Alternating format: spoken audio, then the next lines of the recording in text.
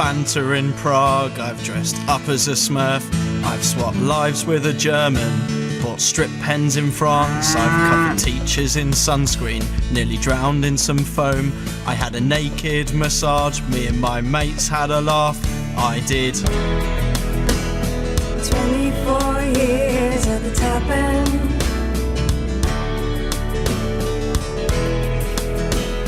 24 years. At the tap end. It's much better, isn't it? See, you have been binned from the 24 years bit, though. That's fine by me, it makes it much more Dido. Version 2 is the one that we're going to play from now on. So here we are then. The second in season 2 of 24 years at the tap end. A lot of people on Twitter saying they can't get that theme tune out of their head now. Stuck. It's good. I'd like to think that this is all becoming a bit like Neighbours. It's at that time slot. It's got a recognisable theme tune now. It's all becoming a bit more serious. What? Won't be long before you're on Channel 5 then. That's something to look forward to. Yeah. I'd like to take you to my 25th year at the tap end if you're keen. Oh, is this allowed? Oh, so this is not that long ago. Well, it's been a while since the other series of Tap End. A lot of stuff's happened, so some of the stories are going to be about stuff that's happened since then. Oh, I'm so keen for that. Oh, well, this is good, because I thought we were only allowed to have 24 years at the tap end, like the first 24 years. But if you're going to do, like, in the last year, this is good. Well, I suppose this is allowed. I did 24 years at the Tap End, but I suppose I'm just going to say, for the purposes of this, I'm going to take you to my 25th year at the Tap End, even though technically I haven't been at the Tap End this year. Good. I just do showers, you know what I mean, to save confusion. If you don't know what this means, it's because Chris only realised 24 years into his life that you could sit the other way round in the bath. Yes. You didn't have to sit at the tap end. Much more comfortable the other way round. And now he's got a hot tub. Yeah. With all the monies. Anyway, you keen? I'm keen. Keen. Can't wait for this one. I'm ready. Roddo. And I'm ready. Sorry. Scott's show was all going well at the new time. We had been working hard on it, and it had got to the stage where I decided to use up a bit of my holiday. My original thinking was to go away, ideally somewhere hot and by the sea, but like most things, I left organising to the last minute, so I decided to do a week of activities closer to home. I didn't want to just spend the week in bed, so I set about making a plan to do some interesting stuff. Take a look around an art gallery, maybe do a skydive, learn how to fish, and try every burger I've never eaten on the Mackie D's menu. On paper, it looked set to be an incredible week. If you hadn't have made these plans, would you have just stayed in bed all week? I think so. I think that and playing FIFA, that kind of thing would have been the obvious week off for me. I had found a man on the internet who was willing to meet me at short notice. Sorry, which activity is this for? He was a fishing instructor, and judging by the pictures on his website, he was very much the real deal. There were various... How do you know? There's loads of men on the internet with big rods. Well, yeah, but this guy, he had everything. He had the beard, he had...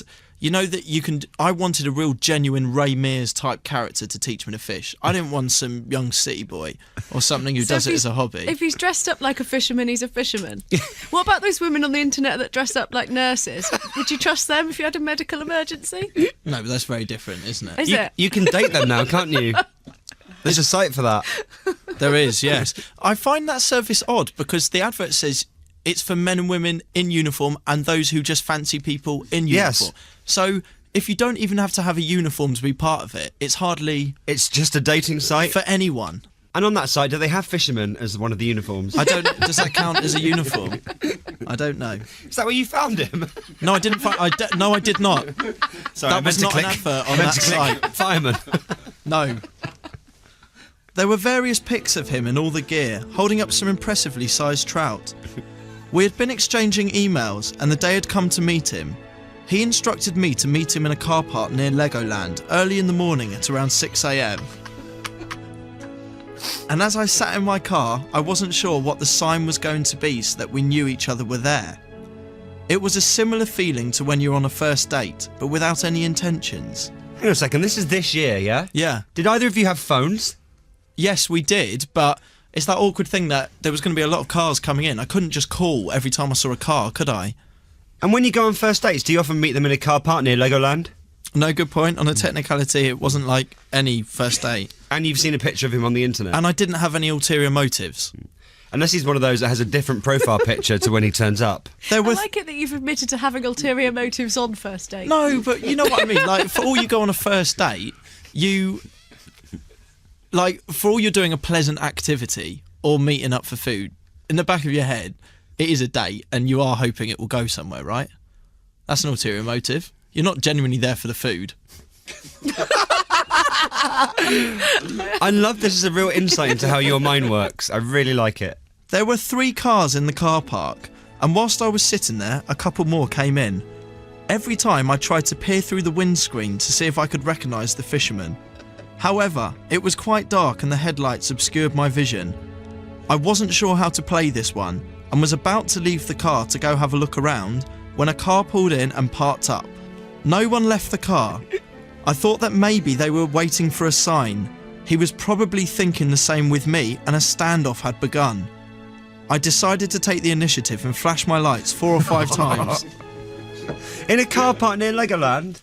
It seemed to work. A man opened the door, reached into the back seat and emerged. With his tackle and rod in hand, he stared at me as he walked towards and then past my car. He looked confused. It quickly became apparent that he wasn't my fishing instructor. I'd been flashing at a stranger. Luckily at that point, a man knocked on my car window. It was Alan, the man I'd been waiting for. He was a good bloke, a proper expert, and the fishing lesson was brilliant. It was a 3-hour chill, learning the basics of fishing. Apart from the earlier car park incident, it had been a strong morning on my first day off. What did you and Alan talk about? It's very difficult to think that you're going to spend 3 hours with a total stranger and get on, but I did genuinely get on with him. I looked up to him. He was everything that I wanted to be. He had great natural sort of survival skills. You know, he knew about fishing. He looked like the kind of person who could handle himself in the wild. Is that what you want to be? And where were you fishing? It was at a lake near Legoland. Or, as we have now referred to it, the wild. There was a really good cafe there, I remember as well. I had like a really good bacon sandwich in there after. I mean, really good. It's rare when a bacon sandwich can really it's a sort of standard food, but that was... Especially if you've been in the wild for a few hours, that's quite... That was something else, that was. After you've braved the elements for that long. For that afternoon's activity, I decided to do a tour of the War Cabinet rooms in London. These are the actual rooms a large part of World War II was coordinated from. I've always been into my history, and this was an activity for me that ticked all the boxes. It was basically like going to a museum, and the last time I had done that was when I was at school. It felt weird not having a teacher around me to tell me off, or having the freedom to eat whatever I wanted rather than being forced into a packed lunch situation. The tour of the cabinet rooms was great.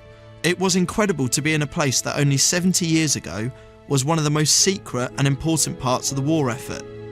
The corridors and rooms were quite small, and there was a musty old smell that I guess you could expect from such an old building. There was quite a lot of people on the tour, and everyone walked around at roughly the same speed to avoid congestion and blockages in the tight corridors. I was behind a party of German tourists, and as I entered a room called the Maps Room, I was told that this was one of the most important rooms in the war effort, and was enjoying a talk when the tour guide stuttered slightly and sort of tensed his nose. I couldn't work out what was wrong. How do you do I that? don't know, what is a tense nose? I couldn't work out how to write this in the book. It was... Do the face. He sort of sniffed. It was like... What, like slightly disapproving look? Yeah, like it just...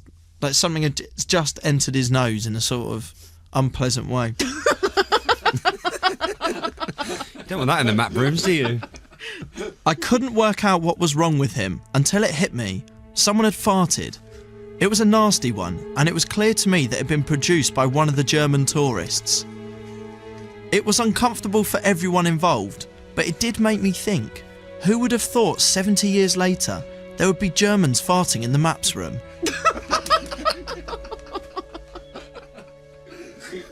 I wonder if Churchill, all those years ago, was, in there organising, fighting them on the beaches, And I doubt it crossed his mind that in 70 years, a German would be in there letting one go. No, and that's what I thought as well. It sort of made me smile a little bit. It was a strange moment. And despite the smell made me smile, I wasn't offended. I just found it a bit funny. How did you know it was one of the Germans? I think it was. What did it smell of? Because you can always tell who it is. Because everyone in that room... Yeah, because But everyone... you can tell someone's nationality by how their farts Well, no, smell. because I was giggling a little bit, right? But you know who it was because they were really straight-laced. They kept a straight face throughout. And I'm talking, this was a bad one. And none of them were, like, laughing. It was, like, a very serious thing for them. And bless the tour guide, he carried on. It had been a great day off, though. A mixture of a chill and an education. I had learnt the basics of fishing and learned a lot about Winston Churchill. It had been a great start to my week off, which would later see me get up to loads of stuff. It was a week of trying new things. I did bail on the skydive though. I bottled it, something to this day I still regret.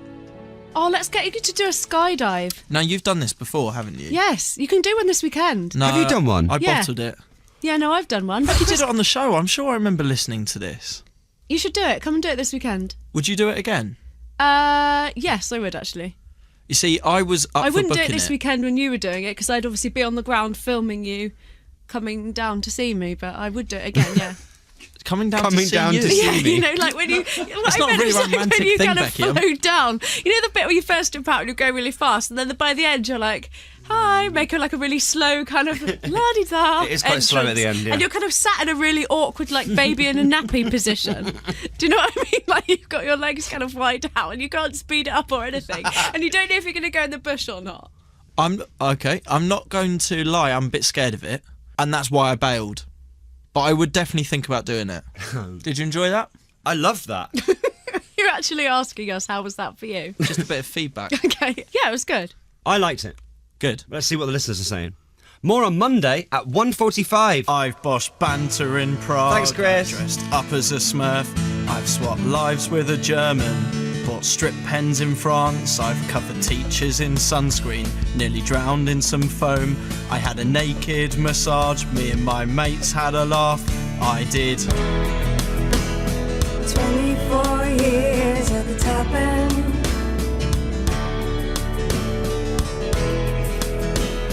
"24 years." At the tap end.